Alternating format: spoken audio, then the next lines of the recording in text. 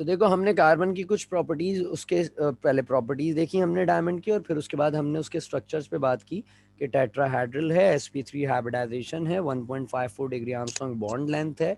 इनकी हार्डनेस का nature, hardness का जो नेचर है वो किस वजह से है, क्योंकि इनके पास कोई इलेक्ट्रॉन फ्री नहीं है, लोकलाइज पेयर ऑफ इलेक्ट्रॉन्स आपके पास मौजूद हैं। उन लोकलाइज पेयर ऑफ इलेक्ट्रॉन्स की वजह से इस सब्सटेंस के अंदर इतनी ज्यादा हार्डनेस पाई जाती है। बात समझ में आती है? डायमंड के इस्तेमालात बताएगा कोई मुझे, कहाँ कहाँ यूज किया जा सकता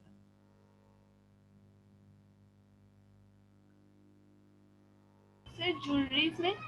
भाई यही है, एक आखिरी है ना, इसके अलावा हमारे पास कोई इस्तेमाल है नहीं डायमंड सर, का? एक इसको मार्बल को काटने में इस्तेमाल करते हैं शायद। सर माइनिंग में भी करते हैं।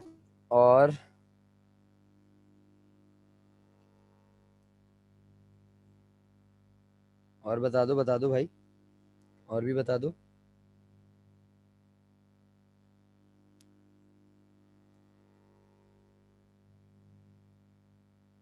Diamond, glass cutting, metal cutting, mining, इन तमाम जगहों पे इस्तेमाल किया जाता है डायमंड को। बात समझ रहे हैं आप मेरी?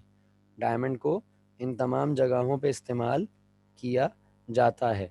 यानी कि अगर आपको कांच काटना होता है ना, आपने कभी देखा हो कि आपके घर में जो है वो कांच काटने वाला आया, तो वो जो कांच काटने वाला आपके घर में आया था उसके पास एक कटर था, और वो जो कटर था वो कटर आपका, आपने देखा उसने बस हल्का सा सिर्फ टच करा, और वो टच करने के बाद क्या हुआ, वो कटर आपका, वो कांच बहुत इजीली कट गया। तो वो जब कांच इजीली कट गया, तो आप अगर उससे पूछेंगे भैया ये कटर क्या है, इतना कोई खतरनाक कटर है कि हमने काटा और ये बहुत आसानी से कट गया, तो वो जो कटर था वो आपके पास उसकी जो टिप थी, जो उसकी टिप थी उस टिप के ऊपर लगा हुआ था ब्लैक डायमंड। क्या लगा हुआ था? Black diamond. बात समझ रहे हैं आप मेरी?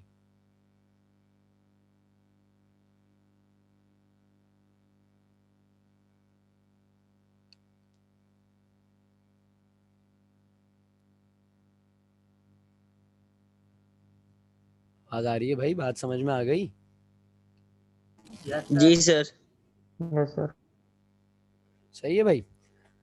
अच्छा, अब ग्रेफाइट की जानिब चल रहे हैं। तो ग्रेफाइट में मैं बस कुछ बुनियादी बातें बताऊं सबसे पहले आपको। ग्रेफाइट जो नेचर में पाया जाता है ना, वो एक आपके पास ग्रे कलर का सॉलिड पाया जाता है। सही है। ग्रेफाइट का एक दूसरा नाम होता है, इसे कहते हैं प्लम्बगो। क्या कहते हैं इसे? प्लम्बगो, PLUMBAGO, प्लम्बगो। सही है, ग्रेफाइट का दूसरा नाम है। और ग्रेफाइट जो लफ्ज है ये आया है एक पुराने वर्ड से, एक ग्रीक वर्ड है जिस जो था ग्रेफियो। इसके माने होते हैं लिखना। ग्रेफियो के माने क्या होते हैं? लिखना। तो ये ग्रेफाइट का लफ्ज वहां से निकल के आया है।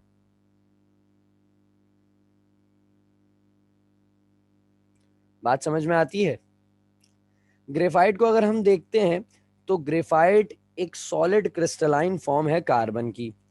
अच्छा, ये सब्सटेंस, ये फॉर्म जो है कार्बन की, ये हीट और इलेक्ट्रिसिटी कंडक्ट कर सकती है। डायमंड कंडक्ट कर सकता था हीट और electricity? No sir. No sir.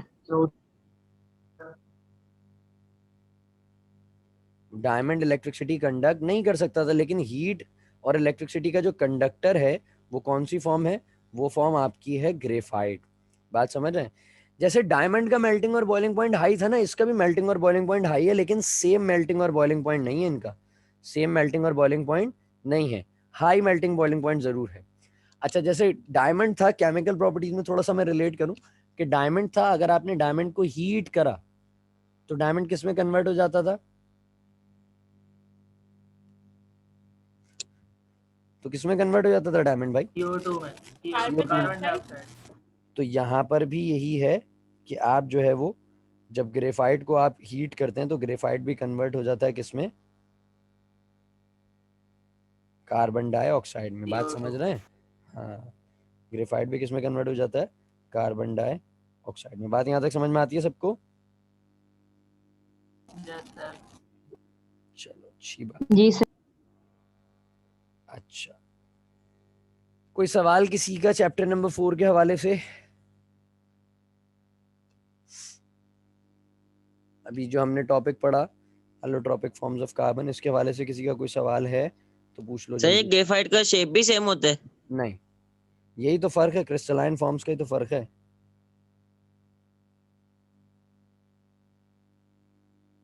Structure का ही तो फर्क है, क्रिस्टलाइन फॉर्म्स है ना दोनों। Yes sir. तो दोनों सर में ये सिर्फ तो ग्रे कलर में? नहीं, ग्रे, हाँ ये ग्रे ब्लैक कलर में पाया जाता है, ग्रेफाइट ना। ग्रे ब्लैक मतलब डार्क कर लें तो ब्लैक हो जाता है, वरना ग्रेइश कलर। नॉर्मली आप ग्रेफाइट कहाँ देख सकते हैं, आपकी पेंसिल की नोक है वो ग्रेफाइट की बनी हुई है, लेड ग्रेफाइट की। और कोई ओके सवाल? सर। आप अपनी पेंसिल्स देखते हैं ना, तो उन पेंसिल्स में लिखा हुआ होता है लेड पेंसिल्स। क्या लिखा होता है? Lead pencils. तो वो बेसिकली लेड ग्रेफाइट से बनी होती हैं।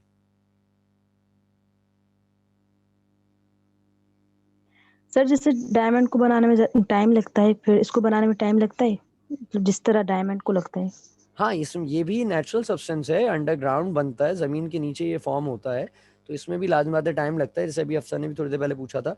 मैं इंशाल्लाह से मुझे याद रहा तो मैं तुम लोगों को नेक्स्ट क्लास में बीच में कोई स्क्रीनशॉट वगैरह भेज दूंगा कि ग्रेफाइट की प्रिपरेशन का, कि ग्रेफाइट नॉर्मली प्रिपेयर होता है नेचर में तो वो कैसे और कितने टाइम पीरियड में प्रिपेयर होता है। सही है, तो हमें उससे बात खासी क्लियर हो जाएगी।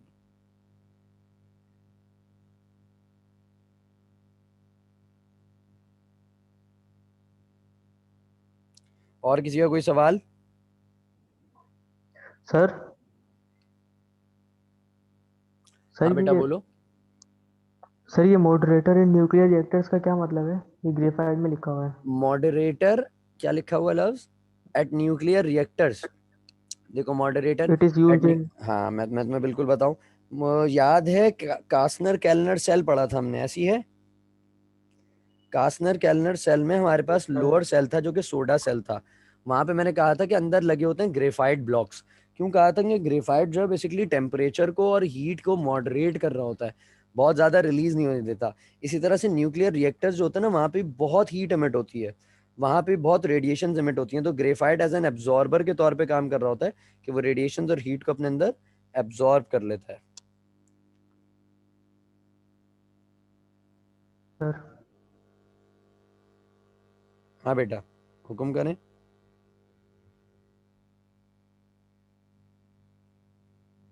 और तो किसी का कोई सवाल नहीं है?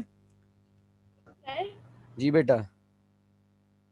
सर एक सवाल है मगर कल के लेक्चर से है, पूछो। पिछले कल जो गुजरा था, हाँ पूछ लो पूछ लो। सर उसमें जो आपने BOH टेकिन थ्राइस का स्ट्रक्चर बनाया था, उसमें OH पे पार्शियल नेगेटिव चार्ज क्यों आ रहा था, और जबकि बोरॉन पे पूरा +3 चार्ज आ रहा था, ऐसा क्यों? देखो, एक बोरॉन है, उसकी सलाहियत है, मतलब मैं इसको मिसाल देके समझाता हूँ, बिल्कुल मेरे जहन में एक अच्छी सी मिसाल आ गई है। वालिद साहब घर में कमाते हैं, कमाने वाले कितने हैं? मतलब मैं एक फैमिली की एग्जांपल देता हूँ। एक एक। फैमिली है, उसमें वालिद मोहतरम जो है उनके घर के वो कमा रहे हैं, और घर में है 3 बच्चे, और जो है वो एक वालदा मोहतरमा है। तो मुझे बताओ कमाने वाले कितने हैं, सर एक। खर्च करने वाले कितने हैं? 4। ऐसी है, 4 लोग हैं, 5 लोगों पे टोटल खर्च हो रहा है। तो इसी तरह से इलेक्ट्रॉन देने वाले कितने थे इस पूरे मॉलिक्यूल में, एक। और गेन करने वाले नहीं कितने नहीं। थे? देने वाला एक ही था ना, इलेक्ट्रॉन। बोरॉन ही तो था पॉजिटिव चार्ज वाला। इलेक्ट्रॉन गेन कौन कर रहा था? जी जी। OH। सही है, तो 3 OH थे। एक OH ने एक लिया, एक OH ने एक लिया, एक OH ने एक लिया। बात समझ रहे हैं? जी सर। और तो किसी का कोई सवाल नहीं है भाई, जल्दी जल्दी पूछ लो। सर सर तो उसमें पार्शियल नेगेटिव चार्ज क्यों आया था, तो पूरा नेगेटिव नहीं आ सकता था? नहीं, नेगेटिव चार्ज ही आता है, कंप्लीटली नेगेटिव चार्ज आता है। मैंने -½ नहीं लिखा था वहां पे, मैंने माइनस लिखा हुआ था। सर वहाँ पे शायद पार्शियल लिखा हुआ था। नहीं नहीं नहीं, पार्शियल मैंने नेगेटिव। मैंने मैंने मैंने माइनस नेगेटिव हाफ नहीं लिखा था, मैंने माइनस चार्ज लगाया था। एक OH पे आता है कंप्लीट नेगेटिव चार्ज, दूसरे OH पे कंप्लीट नेगेटिव चार्ज, तीसरे OH पे कंप्लीट नेगेटिव चार्ज। यहाँ पे इनके दरमियान पार्शियली नेगेटिव चार्ज उस सूरत में होता है जब ये बॉन्ड जो है वो बहुत हाईली स्टेबल होता है। सही है, तो पार्शियली नेगेटिव इस तरह से कि बोरॉन और हाइड्रोक्साइड जो है वो इलेक्ट्रॉन्स की शेयरिंग पे आते हैं, लेकिन ऐसी कंडीशन पॉसिबल नहीं हो पाती। बात समझ रहे हैं? ऐसी कंडीशन पॉसिबल कभी भी नहीं हो पाती। बात यहाँ तक समझ गए आप मेरी? एक और सवाल है हाँ बोलो बेटा। सर, वो जो जैसे इक्वेशंस होती हैं जैसे हमने कल पढ़ी थी उसकी बोरेक्स और बोरिक एसिड की, तो उसको जी याद कैसे करना चाहिए? यार तो उसको मैं वो पूछ रही हूँ कि उस कैसे करना चाहिए? मैं बिल्कुल, मेरे जहन में आ गई एक चीज़, तुमने सवाल किया मेरे जहन में आ गया। मेरे एक बड़े अच्छे सीनियर टीचर हैं, उन्होंने मुझसे डिस्कस की थी ये बात एक दफ़ा। तो मैं इंशाल्लाह नेक्स्ट क्लास होती है ना, मुझे अफसा याद दिलाना, मैं तुम लोगों को हर रिएक्शन को आयनिक फॉर्म में तोड़ के जो है वो याद करना सिखाऊंगा कि उसको आप कैसे तोड़ सकते हैं। बात समझ रहे हैं? ठीक है सर। याद जी आसान जी तरीके से कैसे कर सकते हैं, क्योंकि वो तरीका नॉर्मली हम ऑर्गेनिक केमिस्ट्री में देखेंगे, मेनली ऑर्गेनिक केमिस्ट्री के अंदर हम उस पार्ट को देख सकते हैं लेकिन जो है वो हम इसको यहाँ इनऑर्गेनिक में थोड़ा सी हद तक अप्लाई करेंगे। सही है भाई? Okay sir. इंशाल्लाह आपसे फिर नेक्स्ट क्लास में मुलाकात करते हैं। बहुत शुक्रिया। अस्सलाम वालेकुम।